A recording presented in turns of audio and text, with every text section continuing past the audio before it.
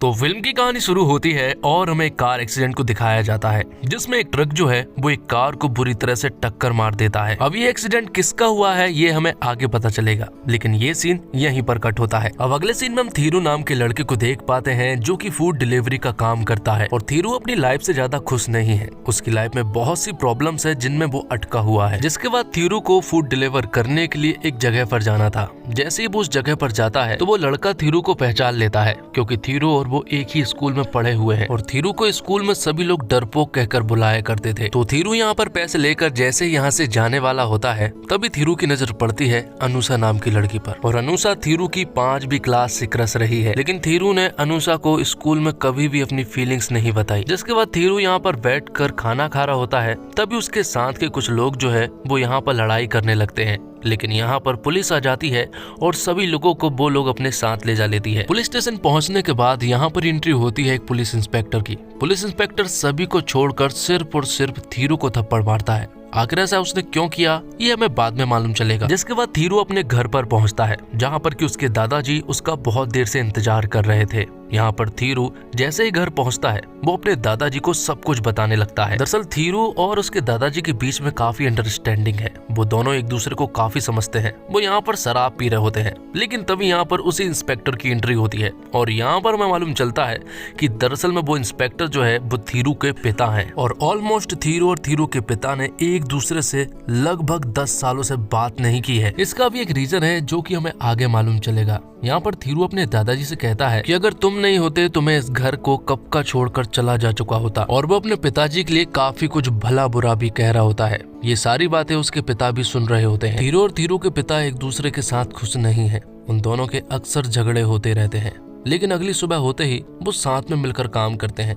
भले ही वो दोनों एक दूसरे से बात ना करते हो, लेकिन उन्होंने अपने काम बांटे हैं। जिसके बाद हम देखते हैं शोभना नाम की लड़की को। लगभग 10 बज चुके थे और शोभना की अब जाकर नींद खुली है। शोभना काफी ज्यादा आलसी है और उसके घर वाले भी शोभना को बहुत बुरा बुरा बोलते हैं, लेकिन शोभना को कोई फर्क ही नहीं पड़ता। उसे तो जहाँ जगह मिलती है वो वहीं पर सो जाती है। थोड़ी देर के बाद उसके पास थीरू आता है और वो उसे जगाता है। दरअसल में शोभना और थीरू जो है वो बचपन के बेस्ट फ्रेंड्स हैं और थीरू की एक लौती लड़की दोस्त है शोभना। वो एक दूसरे के साथ कुत्ते बिल्लियों की तरह लड़ते तो हैं, लेकिन वो दोनों एक दूसरे को खूब समझते भी हैं। जिसके बाद हम अनुषा को देख पाते हैं जो कि एक पेट्रोल पंप पर खड़ी हुई थी। तभी उसकी नजर जो है वो थीरू पर पड़ती है जो कि अपनी स्कूटी में पेट्रोल भरा रहा था। तभी अनुषा जो है वो थीरू को अपने पास बुलाती है और उसने भी उसे झट से पहचान लिया था कि वो उसका क्लासमेट था। अनुषा उससे कहती है कि तुम तो पढ़ाई में काफी अच्छे थे, फिर भी तुम ये काम कर रहे हो। जिस पर कि थीरू उससे कहता है कि कुछ प्रॉब्लम्स है जिनकी वजह से मुझे ये काम करना पड़ रहा है। जिसके बाद अनुषा जो है वो थीरू का नंबर लेती है और जैसे ही नंबर लेती है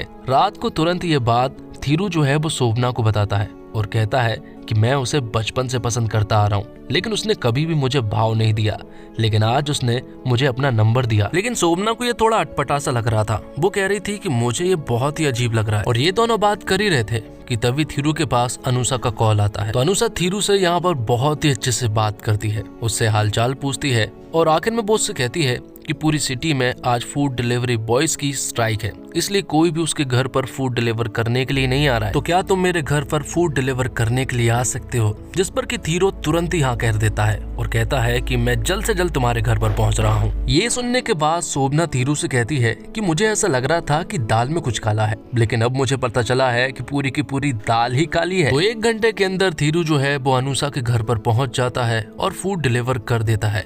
लेकिन यहाँ पर अनुषा जो है वो थीरू को पैसे तो दे देती है, साथ ही वो उसे टिप भी दे देती है।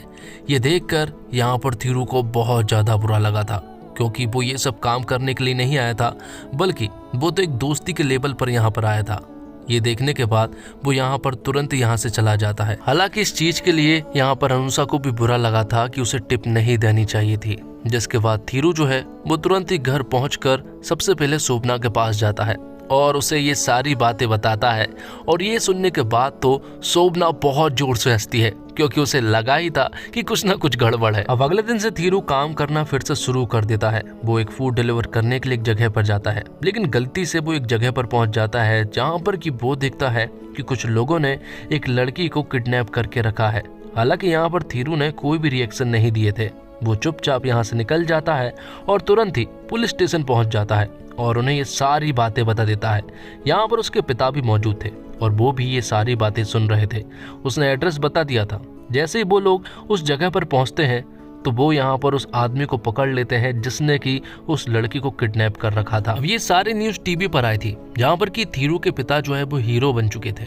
लेकिन थीरू अपने दादाजी से कहता है कि ये सब कुछ मेरी वजह से हुआ है और हीरो ये बन रहे हैं। इसी वजह से उनके बीच में यहाँ पर फिर से झगड़ा होना शुरू हो जाता है और थीरू के पिता थीरू को बहुत ही ज्यादा बुरा भला सुना देते हैं। और जब ये बात शोभना को मालूम चली तो वो तुरंत ही थीरू के पिता के पास जाती है और उन्हें समझाती है कि आपको थीरू को इस तरह से नहीं चिल्लाना चाहिए।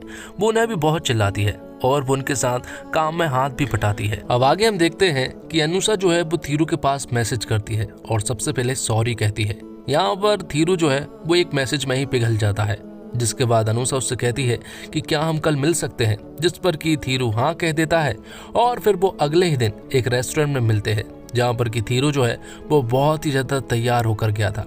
मिलते ही यहाँ पर अनुषा जो है वो थीरू को हक कर लेती है और यहाँ पर उन दोनों के बीच में बातें शुरू हो जाती है। अनुषा थीरू से बहुत ही हंसते खेलते हुए बात कर रही थी।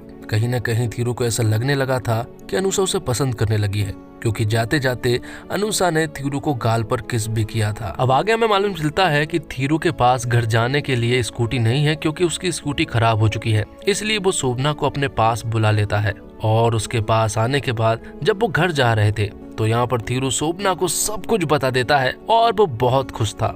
जिसके बाद यहाँ पर थीरू और अनुषा के बीच में मिलना जुलना स्टार्ट हो जाता है।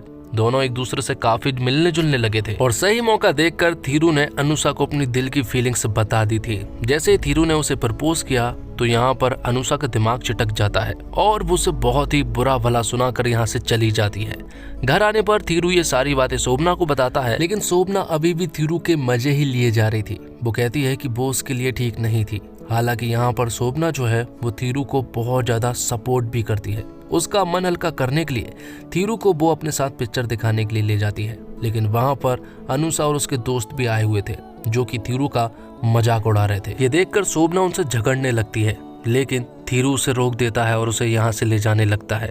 ये देखकर शोभना को बड़ा बुरा लगा था, क्योंकि उन लोगों ने शोभना के बारे में भी उल्टा सीधा कहा था। लेकिन ये सारी बातें थीरू ने सुन ली थी, क्योंकि सबको पता है कि थीरू डरपोक है और उसे लड़ाई झगड़े से डर लगता है। अब आगे हम देखते हैं कि घर पर थीरू के पिता जो है वो उसके दादाजी पर चिल्ला रहे थे, क्योंकि थीरू ने उसके पिता की वर्दी को जला दी थी। जिस वजह से जब थीरू घर पहुंचता है तो फिर से थीरू के पिता उसे बहुत चिल्लाते हैं। लेकिन यहाँ पर आज ही थीरू का दिल टूटा है, इसलिए वो भी बदले में उन्हें बहुत ही उल्टा सीधा बोल देता है। उन दोनों के बीच में बहुत ही भयंकर फाइट हो चुकी थी और यहाँ पर हमें मालूम चलता है कि आखिर वो दोनों एक दूसरे से बात क्यों नहीं करते। दरअसल सालों पहले जब थीरू के पिता और थीरू की पूरी फैमिली जो है वो कहीं पर जा रही थी, तभी अचानक से थीरू के पिता जो है वो मोबाइल पर बात करने लगते हैं। लेकिन थीरू उनसे गाड़ी चलाने को कह रहा था, लेकिन तभी अचानक से एक ट्रक सामने आ जाता है और उसके परिवार का एक्सीडेंट हो जाता है, जिसमें उसकी माँ और उसकी बहन की यहीं पर डेथ हो चुकी थी। तब से ही थीरू के पिता और थीरू एक दूसरे से बात नहीं करते हैं। थीरू अपने पिता से बहुत ज्यादा नाराज है। अब थीरू अगले दिन जब अपने काम के लिए निकलता है तो रास्ते में उसके पास शोभना का कॉल आता है और वो तुरंत ही उसे हॉस्पिटल आने को कहती है। हॉस्पिटल पहुंचने के बाद थीरू को मालूम चलता है कि उसके पिता की बॉडी पैरालिसिस हो चुकी है, जिस वजह से उनकी आधी बॉडी जो है वो काम करना बंद हो चुकी है। ये सुनने के बाद थीरू को बड़ा बुरा लगा था और ऐसा पहली बार हुआ था जब थीरू को थीरू के पिता के लिए कुछ बुरा फील हुआ था। तो थीरू के पिता कुछ दिनों के बाद हॉस्पिटल से घर आ जाते हैं, लेकिन घर आने के बाद भी उनकी हालत बिल्कुल ठीक नहीं थी, जहाँ पर कि थीरू उन्हें अभी भी सपोर्ट नहीं कर पा रहा था। ये देखकर उसके दादाजी थीरू को चिल्लाते हैं, लेकिन थीरू कहता है कि मुझसे ये नहीं हो पाएगा, क्योंकि मेरे अंदर ये सारी चीजें खत्म हो चुकी है। एक दिन थीरू के पिता जो है वो बिस्तर से नीचे गिर जाते हैं। थीरू वहीं पर खड़ा हुआ था, वो उन्हें देख रहा था और दादाजी भी आसपास नहीं थे। थीरू को बिल्कुल भी अच्छा नहीं लग रहा था, इसलिए वो तुरंत ही अपने पिता के पास जाता है और उन्हें सपोर्ट देता है। यहाँ पर थीरू के पिता थीरू से माफी मांगते हैं और कहते हैं कि उस कार एक्सीडेंट में मुझे भी मर जाना चाहिए था, मैं आज भी मरना चाहता हूँ, मेरे जीने की इच्छा पूरी तरह से खत्म हो चुकी है। ये सुनने के बाद थीरू की आंखें नम हो जाती है, क्योंकि इन 10 सालों में थीरू के पिता ने थीरू से पहली बार बात की थी और बात की भी तो यहाँ पर उन्होंने सॉरी कहा था, जिसके बाद थीरू ने अपने पिता को सपोर्ट करना शुरू कर दिया था यहाँ पर थीरू के पिता को उनका बेटा भी वापस मिल चुका था। तो अब सारे गिले शिकवे भुलाकर वो दोनों साथ रहने लगते हैं। जिसके बाद थीरू के दादा थीरू के पिता के पास आते हैं और कहते हैं कि थीरू के नाना के यहाँ पर शादी है और उसकी वाइफ की डेथ हो जाने के बाद वो वहाँ पर कभी भी नहीं गए थे। उन्हें ऐसा लग रहा था कि शायद वो मुझे माफ नहीं कर पाएंगे, लेकिन अब उन्होंने हिम्मत की और अब वो अपने पूरे परिवार को लेकर थीरू के नाना के यहाँ पर जाने लगते हैं, जहाँ पर कि उनके साथ शोभना भी थी। यहाँ पर थीरू और उसके दादाजी आपस में बात कर रहे थे। यहाँ पर थीरू के दादा कहते हैं कि अब तुझे शादी कर लेनी चाहिए, क्योंकि थीरू के पिता का ख्याल रखने के लिए कोई तो होनी चाहिए, जिस पर कि शोभना भी हाँ कहती है। अब आगे हम देखते हैं कि वो लोग थीरू के नाना के यहाँ पर पहुंच जाते हैं, जहाँ पर कि वो लोग थीरू के पिता को देखकर बहुत ज्यादा खुश हुए थे।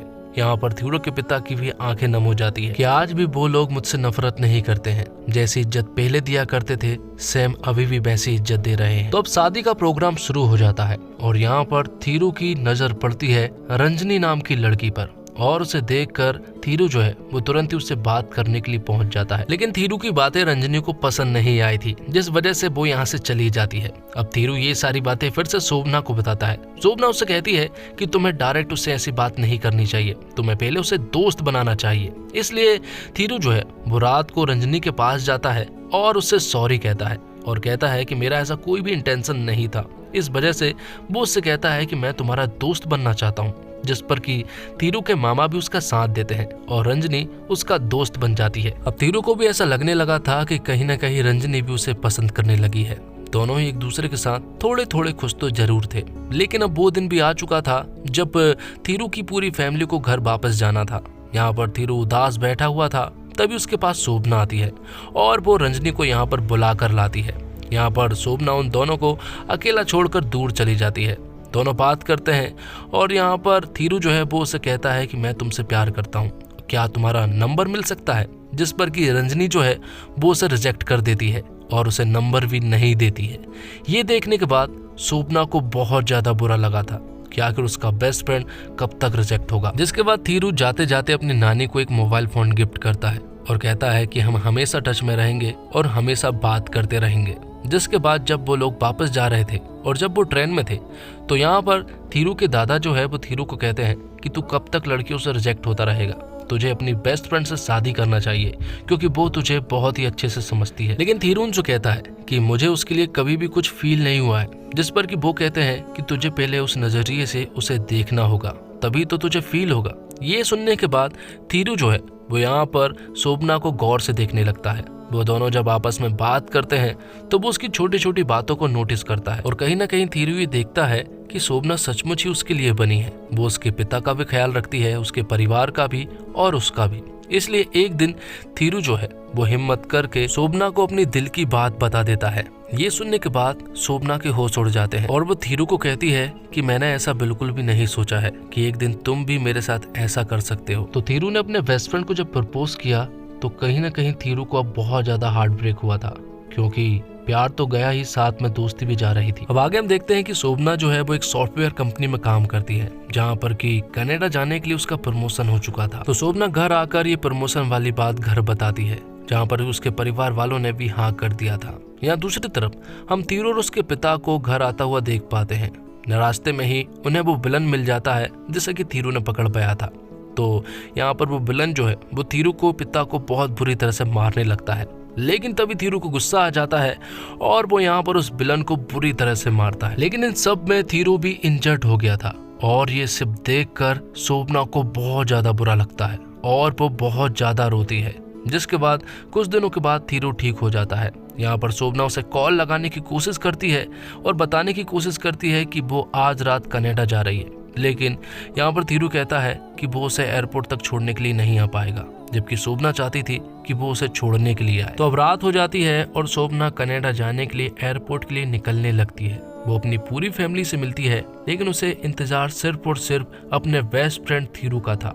वो उसे फोन करती है, जहाँ पर कि थीरू भी रास्ते में था। जब वो रास्ते में होता है तो कुछ ट्रैफिक पुलिस वाले थीरू को रोक लेते हैं, जिस वजह से देरी हो जाती है और यहाँ पर शोभना जो है वो फ्लाइट में बैठ जाती है। यहाँ पर थीरू को भी मालूम चल चुका था कि वो फ्लाइट में बैठ चुकी है, लेकिन ये देखकर शोभना को बहुत बुरा लगता है और वो बहुत ज्यादा रोती है। अगले दिन थीरू का भी बुरा हाल था, उसका भी कहीं पर मन नहीं लग रहा था। तभी शोभना का भाई उसके पास आता है और वो उसके सामने ढेर सारी ग्रीटिंग्स और बहुत सारी चीजें पटकता है, जिनमें कि वो उसे बताता है कि शोभना हमेशा से तुझे पसंद करती थी, वो हमेशा से तुझे लाइक करती थी, लेकिन तुझे कभी भी उसका प्यार दिखाई नहीं दिया। ये सुनने के बाद यहाँ पर थीरू को बहुत ज्यादा बुरा लगा कि वो उसका प्यार नहीं देख पाया। थीरू के लिए एक हार्ट ब्रेकिंग मोमेंट था, क्योंकि वो अब कोशिश भी नहीं कर सकता है। यहाँ पर हम देखते हैं कि शोभना जो है वो कनाडा में थी। तभी उसके पास थीरू का वीडियो कॉल आता है। जैसे ही शोभना थीरू का वीडियो कॉल उठाती है तो यहाँ पर थीरू से कहता है कि मैं तुमसे मिलना चाहता हूँ, जिस पर कि शोभना कहती है कि वो अगले साल वापस आ जाएगी, जिसके बाद हम दोनों जरूर मिलेंगे। लेकिन तभी थीरू पीछे से शोभना के पास आता है और जैसे ही शोभना थीरू को देखती है तो शोभना थीरू को गले लगा लेती है और कहती है कि मैं हमेशा से तुमसे प्यार करती थी। और यहाँ पर थीरू और शोभना एक हो जाते हैं। जब वो वापस आते हैं तो उनकी फैमिली वाले भी शादी के लिए मान चुके थे और दोनों की ही शादी करा दी जाती है, जहाँ पर की पूरी फैमिली वाले बहुत ज्यादा खुश थे। तो अब शादी के बाद वो अपने काम के लिए निकलते हैं, लेकिन झगड़ते वो अपने बेस्ट फ्रेंड की तरह ही है। लेकिन यहाँ पर थीरू जो है उससे कहता है कि हम अब बेस्ट फ्रेंड के साथ साथ पति पत्नी भी हैं, इसलिए तुझे मुझसे हमेशा आई लव यू कहता रहना होगा। और इसी हैप्पी एंडिंग के साथ ये फिल्म यहीं पर खत्म हो जाती है। दोस्तों, उम्मीद करता हूँ आपको वीडियो पसंद आई होगी। वीडियो पसंद आई हो तो वीडियो को लाइक जरूर कीजिएगा और इसी तरह की वीडियोस पाने के लिए आप हमारे चैनल को सब्सक्राइब कीजिएगा, ताकि आपको इसी तरह के लेटेस्ट और फ्रेश कंटेंट मिलते रहे।